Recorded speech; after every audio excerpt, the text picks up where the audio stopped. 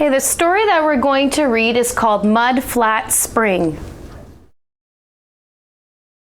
Yes, Summer? Matilda, I'm kind of having trouble seeing. Okay, Summer, come and sit up at the front.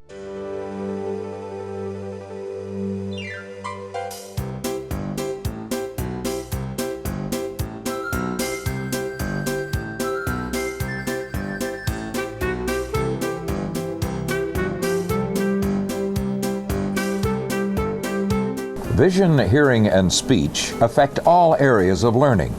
For most students, learning looks like this. For others, it looks like this. For most students, learning sounds like this. You're over, he growled again. And for others, it sounds like this. In one pocket, you're going to find a smiley face to glue on this side, and a sad face for the junk food on this side. To ensure that your child is able to start learning when they enter school, it's important to have a visit to the optometrist to have their eyes examined, a visit to your family physician to check speech and hearing, and don't forget the dentist to ensure that your child's teeth are off to a healthy start. All of these preventive measures must be thoroughly checked to start your child off on the right foot when they begin school.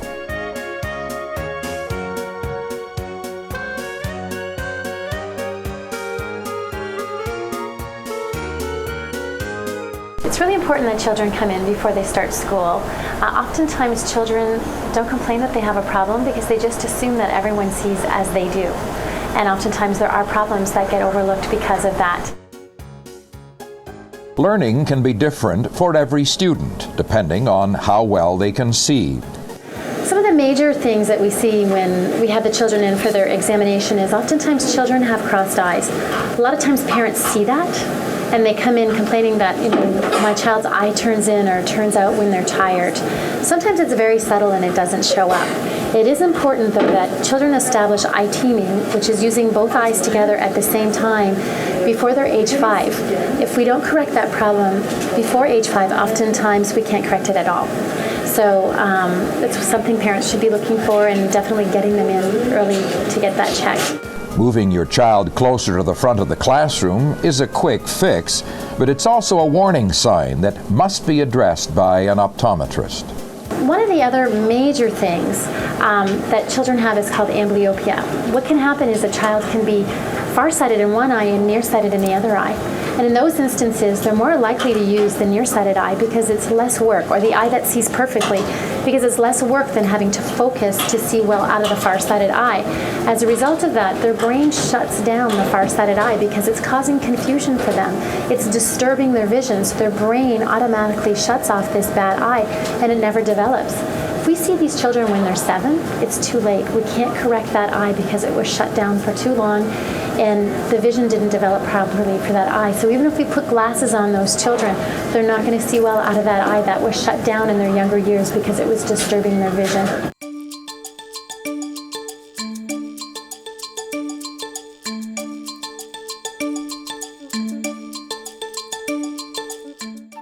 Hearing loss can affect learning by delaying the acquisition of expressive and receptive language. Your family physician is the person to see if you suspect a hearing problem. After the initial diagnosis, they can refer your child to an audiologist to further test your child's hearing capability. Good hearing is imperative for good education, and one thing that we don't usually realize is that hearing loss is an invisible handicap, and a lot of children could have hearing loss without really having the parents notice it. So having a hearing test prior to starting school ensures that the parents are aware that their child has good hearing for good academic achievement.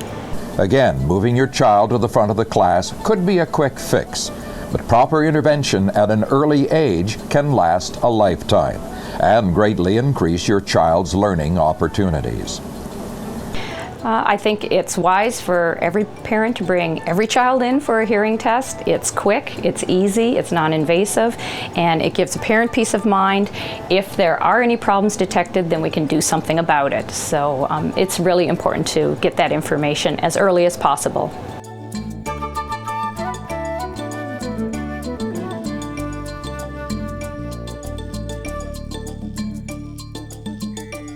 Speech also greatly affects learning.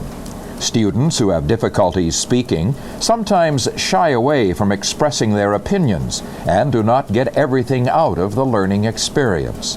A visit to your family doctor will assist in diagnosing this problem, and the appropriate referral to a speech and language pathologist can help you and your child overcome it.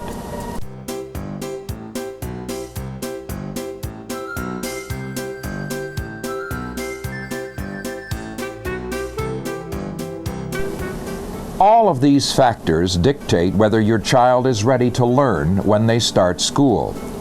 It is really important to check vision, hearing, and speech, as well as getting your child immunized so that we can all start school together in September, ready to learn. The Greater Essex County District School Board has many support programs in place to assist students who experience difficulties in these particular areas. Please feel free to contact your local school principal or the Windsor-Essex Health Unit if you have any questions or concerns. I need to speak clearly. I need to see clearly because I learn with my eyes. I need to hear what someone is saying to me. I have to talk clearly. I have healthy teeth. I had to get my hearing aids before I came to kindergarten so I could hear better. I'm ready to learn.